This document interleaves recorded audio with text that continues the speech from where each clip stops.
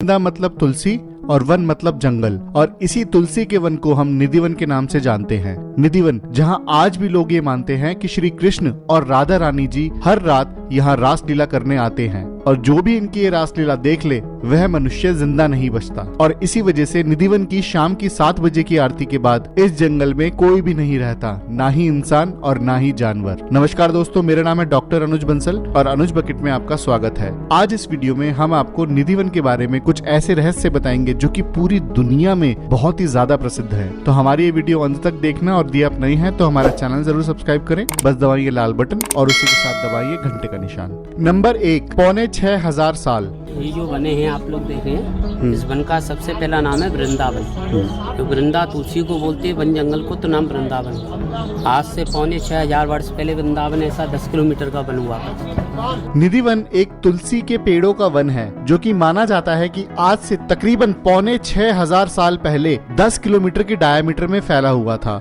और उसी जगह को लोग बोलते थे वृंदावन। नंबर 2, रासलीला। वृंदावन धाम में भगवान ने गौओं का पालन किया, सेवा किया। वृंदावन में भगवान कन्हैया का नाम पड़ा गोपाल, गौओं को पालने वाला। उन्हीं गायों को बचाने के लिए भगवान ने जल के अंदर जमुना में काली नाग से युद्ध किया।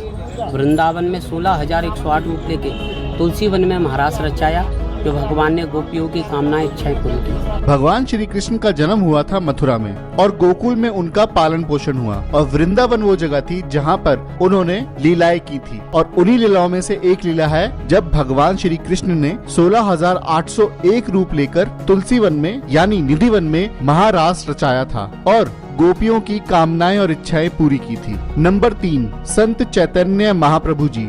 और वृंदावन में कलयुग हुआ। कलयुग में वृंदावन आलोक हो गया। बंगाल के संत हुए चैतन्य महाप्रभु जी, जिन्होंने नवद्वीप से आके वृंदावन बैठ के वृंदावन का प्रकाश किया।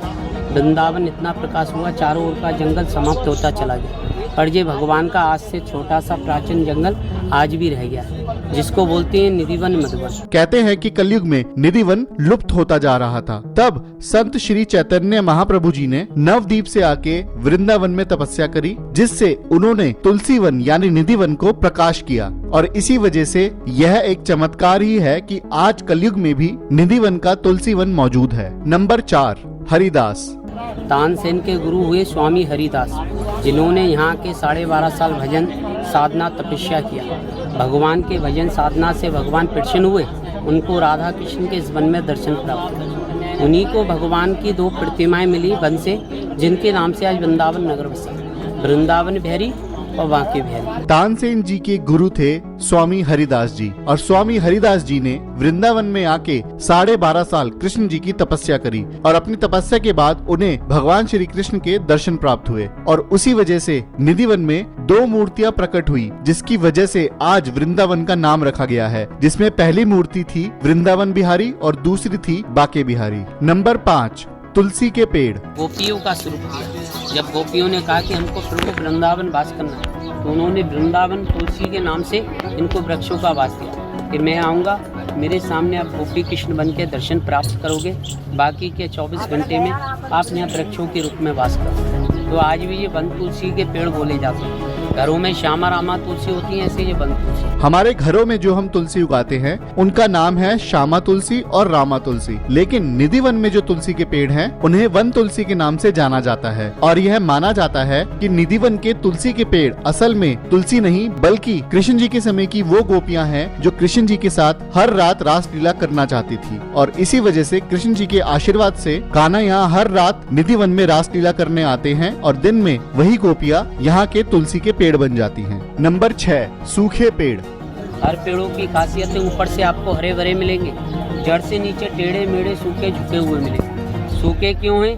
क्योंकि ये वृद्ध हो चुके हैं, पर चमत्कारी ऊपर से हरे भरे। टेढ़े मेढ़े इसलिए कि भगवान कृष्ण टेढ़े हैं, ऐसी यहाँ की लताएं टेढ़ी हैं। झुककर आज भी भगवान की रज भूमि को नमन करते हैं। कहते हैं वृंदावन के वृक्ष का मरम ना जाने कोई, और डाल डाल की पात पात पे श्री राधे राधे हो। निधिवन के इन्हीं तुलसी के पेड़ों को जब आप ऊपर से देखेंगे तो आपको यह हरे भरे नजर आएंगे, लेकिन नीचे से देखने पे आपको पता चलेगा कि यह पेड़ बहुत ही सूखे हुए और मुरझाए हुए हैं। यह माना जाता है कि यह एक चमत्कार है और असल में यह पेड़ नीचे से झुक के धरती को छू रहे हैं, जो ये दर्शाता है कि वह पेड़ आज भी श्री कृष्ण को नमन कर रहे हैं। नंबर 7, ललिता कुंड। राधा जी की सखी हुई ललिता विशाखा महाराज करते समय जब पानी का प्यास लगा तो यमुना किनारे जाने लगी। ललिता विशाखा सखियों को राधा जी ने मना किया, रात्रि में गंगा जमुना किसी को उठाया नहीं जाता। तो भगवान कृष्ण से राधा जी ने भूलकर बंसी से वन में गड्ढा खोद के पानी प्रकट करवाया।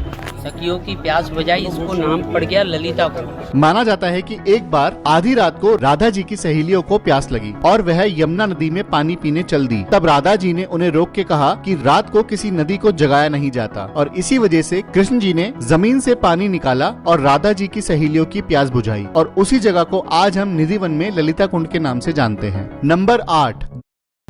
Here's a look at my week on Facebook Gaming. Monday morning, I play puzzle games. On Tuesday, दो मूर्ति।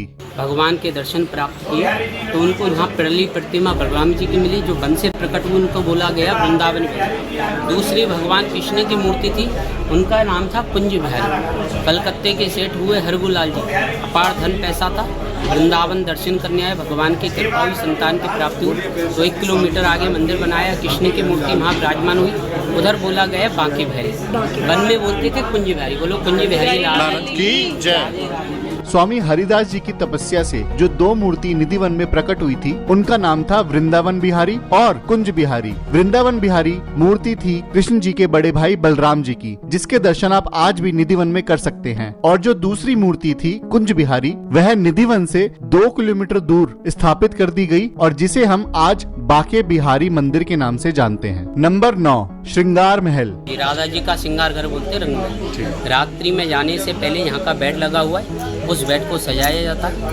भगवान के प्रति आज भी लड्डू, पान, दातुन, लोटे में जलो श्रृंगार रखा जाता है। शाम को 7:30 बजे आरती होती है, 8 बजे मंदिर बंद हो जाता है। सवेरे में 6 बजे मंगला आरती के समय खोला जाता है। आज भी भक्त लोग मंगला आरती करने आते हैं, भक्तों को दर्शन प्राप्त होता है। रात का लड्डू फूटा मिलता है, पान चुबा मिलता है, लोटे में जलने मिलता है, श्रृंगार फैला होता है। बेड ऐसा लगता है जैसे कोई इंसान बैठ के सोकर रहे। निधिवन में आज भी एक श्रृंगार महल है, जिसमें हर रात 7:30 बजे की आरती के बाद वहाँ की पुजारी उस महल में श्रृंगार का सामान सजा के रखते हैं, और अगले दिन जब वह सुबह लौटते हैं तो उन्हें वह सारा श्रृंगार का सामान इस्तेमाल हुआ मिलता है। यही चमत्कार आज भी निधिवन में हर रोज होता है, जिसमें यह माना जाता है कि हर रात श्री कृष्ण और राधा रानी जी निधिवन आते हैं। नंबर 10, तुलसी के पत्ते हैं, वो कभी बाहर नहीं डाले जाते। अच्छा। यहाँ के झाड़ू सेवा करने वाली जो ब्रजवासी लेडीज होती है, माताएं होती हैं, तो झाड़ू सेवा करके पत्तों को यहीं झाड़ कर रख देती हैं। मेन मंदिर के लिए यहाँ की शाखाएं होती हैं, वो प्रसादी रूप के लिए चली जाती हैं बलराम जी के मंदिर। वो ही प्रसादी भक्त लोगों को दिया जाता है, जो भगवान का प्रसाद निशानी होता है। निधिवन में आज भी जब भी सफाई होती है तो तुलसी के पेड़ों से गिरे हुए पत्ते और शाखाएं बाहर नहीं फेंके जाते। निधिवन के सफाई कर्मचारी उन सारे पत्ते और शाखाओं को एक जगह इकट्ठा कर देते हैं और यहाँ के पुजारी वह सारी शाखाएं बलराम जी के मंदिर में चढ़ा देते हैं, जो कि भक्तजनों को प्रसाद के रूप में दिया जाता है, और उन शाखाओं को भक्तजन अपने घर ले जाकर अपने घर के मंदिरों में चढ़ा देते हैं। नंबर 11, भक्ति। ये भगवान का हृदय भूमि है, स्वामी हरदास जी की तपो स्थान है। ये कोई मंदिर नहीं है, ये साधना का, भजन का स्थान है। इसमें घूमने से भगवान की भक्ति और भजन का आनंद का एहसास होता है। यहाँ आने से भक्ति का महत्व होता है कि प्रभु की भक्ति करने पे कितना आनंद प्राप्त है। जब भी आप निधिवन घूमने जाएंगे तब आप वहाँ ये देखेंगे कि निधिवन के तुलसी के पेड़ों पे कोई भी ना तो चिड़िया का घोंसला है और ना ही उन तुलसी के पेड़ों के नीचे कोई घास है। वहाँ के पुजारी ये मानते हैं कि निधिवन कोई मंदिर नहीं बल्कि भक्ति करने का एक स्थान है, जहाँ पे श्री हरिदास जी ने अपनी तपस्या की थी। और जब भी आप निधिवन घूमेंगे तब आप भक्ति के उस स्थान का आनंद ले सकते हैं। नंबर 12, गोपेश्वर महादेव। भगवान शंकर कैलाश को छोड़ के वृंदावन भूमि में आए तो यहाँ की गोपियों ने देख के भगवान शंकर से मना किया कि आपका कोई महत्व नहीं, आप तो संत पुरुष हो। पुरुष केवल एक कन्हैया है, बाकी का दूसरा कोई पुरुष नहीं आता है, आपको दर्शन प्राप्त नहीं। यहाँ गोपियों को दर्शन प्राप्त है। शंकर जी निराश हुए, बलराम जी से कामना की कि आप तो यहाँ के राजा, मेरे को कृष्ण का दर्शन प्राप्त करा। बलराम जी ने जमुना माता से बोल के